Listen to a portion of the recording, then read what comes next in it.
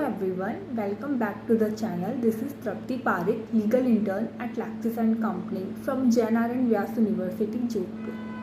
First of all, this video does not solicit any kind of promotion or advertisement, or the sole purpose of this video is educational purpose only. So in this video, I will discuss about pleading. Hello everyone, welcome back to the channel. This is Trapti Parekh, legal intern at Laxis and Company from JNR and Vyas University, Jodhpur. First of all, this video does not solicit any kind of promotion or advertisement, or the sole purpose of this video is educational purpose only. In this video, I will talk about assault and its remedy. So, assault is a tort. So before understand the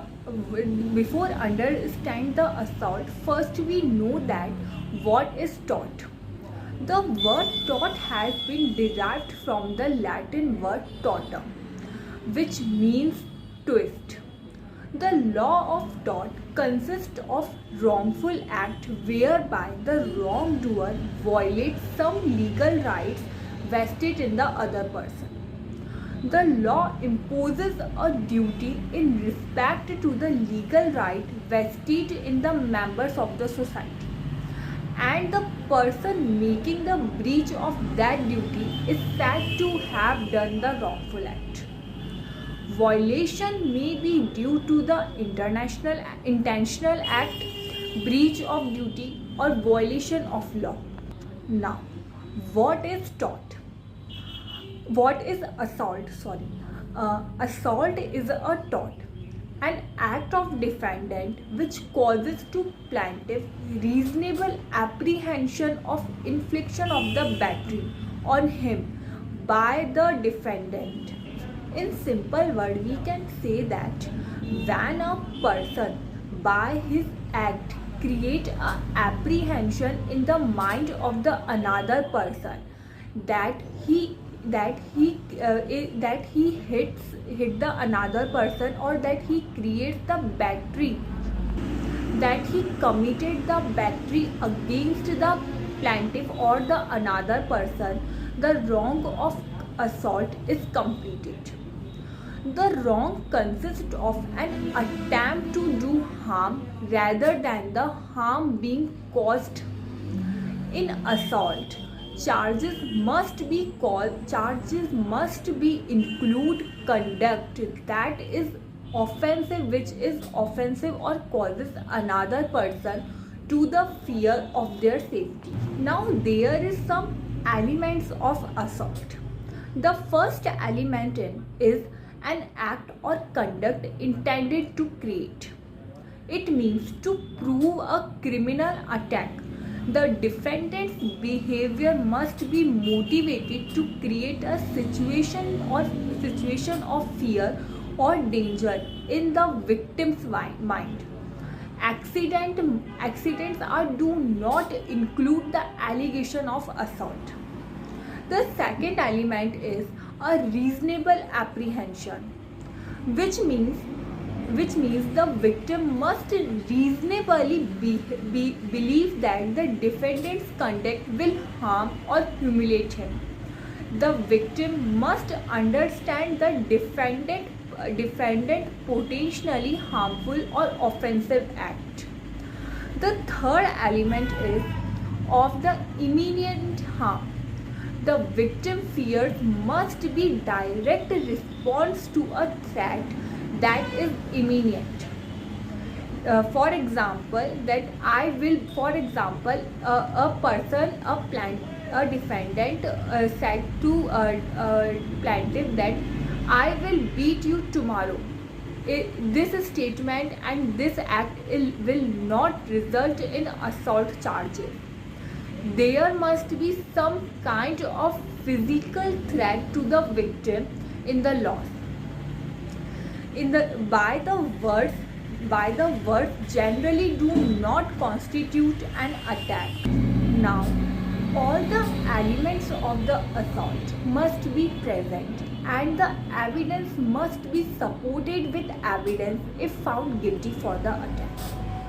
it can be difficult to prove that whether the defendant actually intended to attack. In this case, judge often spend a lot of time determining whether a defendant action are considered harmful or aversive.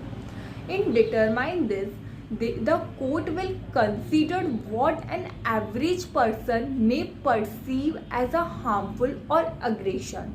Now, there is some defense which is available for the crime of assault. As this type of criminal charges, there may be some defenses to assault charge. This will depend on each individual case as well as on the other factor. So the first defense of assault is self-defense. This could be a defense if the defendant was acting out of self-defense. They should only use the amount or display of force that is appropriate in the situation and in the proportion to the force being used against him. The second defense of assault is intoxication. In some cases, intoxication can be legal defense, especially in the cases where intoxication affects a personal ability to act intentionally. The third defense of assault is coercion. It may be a defense if the defendant was forced to attack under the threat of harm. For example, if a person are being held at gunpoint and for assault at the behest of someone. And the last defense of assault is lack of proof. It means if the element of the proof are not found or supported with the correct evidence, it can be served as a legal defense. Now let's see some cases of assault. In the case of Fagan versus Commissioner of Police, the court held that the Fagan's crime was not the refusal to move the car, but that having driven on the foot of the officer and decided not to seize the act, he had established a continual act of battery. This means that the actor serious and man serious have present and as a assault was committed, the Fagan was held convicted. Now there is some remedies for the crime of assault. The first remedy is action for damages. Whenever the plaintiff has been wrongfully detained, he can also bring an action to claim damages. Compensation may be claimed not only for injury to the liberty but also for the disgrace and humiliation which may caused thereby. The second remedy is self-help. It is the remedy which is available to a person who, while he is still under the detention, instead of waiting for the legal action and procuring the release.